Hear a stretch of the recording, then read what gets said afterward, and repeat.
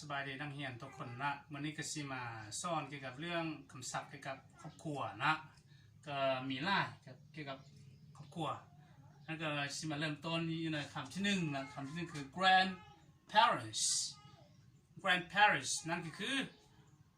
พ่อเฒ่าแม่เฒ่าหรือว่าพ่อปู่แม่ย่านะถ้าเป็นภาษามงก็คือพ่อเที่ยงหรือเนี่ยตายอยู่จีต่อมา grandfather ก็คือปู่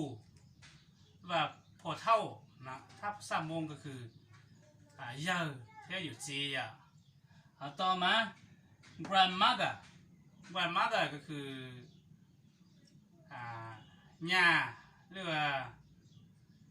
ถ้าเป็นภาษามงคือเนี่ยไตหรือว่าพ่อยะparents คือพ่อแม่นะพ่อแม่ถ้าเป็นภาษามงก็คือเนี่ยเทียอี mother คือแม่เรียกว่าเนี่ย father คือพ่อหรือว่าอีchildren คือลูกภาษามงคือมิญัว son คือลูกชายเรียกว่าตู้daughter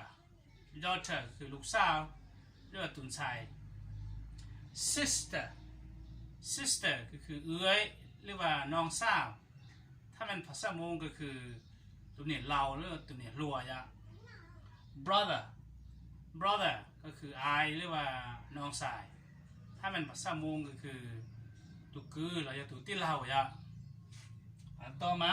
พวกนี้คือ uncle ก็คือลุงหรือว่าอ่าวนะถ้าเป็นภาษามงคือจินจัดหรือจีร้อยaunt ก็คือป้าหรือว่าอานะถ้าเป็นภาษามงก็คือเนี่ยล้อหรือว่าเนี่ยจัดbrother in law ก็คือเคยนะเคยก็คือถ้าเป็นภาษามงคืออยู่ยี่ sister in law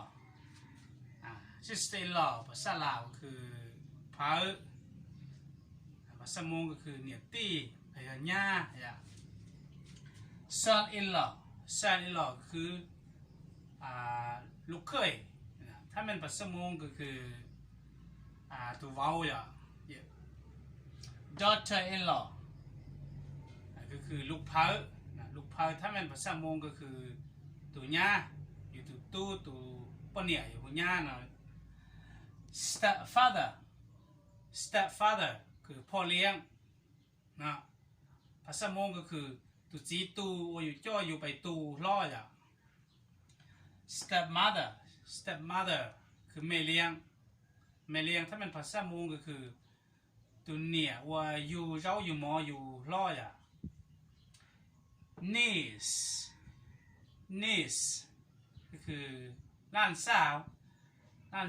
ก็คือภาษามงก็แม่นอยู่ตู้หรือว่าตุนชายจะมีหนวดอะไรอยู่ล้านสาว nephew คือล้านสายถ้าเป็นภาษามงก็คืออยู่ตู้ตุนชายจะมีหนวดตัวมีตู้husband ก็คือผัวภาษามงก็คือตุจี wife ภาษามงก็คือตุปเนี่ยภาษาลาวคือเมียนะอันนั้นก็คือสอนเกี่ยวกับเรื่องคำศัพท์เกี่ยวกับครอบครัวนะถ้าพระบุ้งก็สิเอาไปใช้พระบุ้งก็สิจะได้ spelling เต็มนะวันนี้ก็สิเจอสำเนียงนะเกี่ยวกันหน้านะสบายดี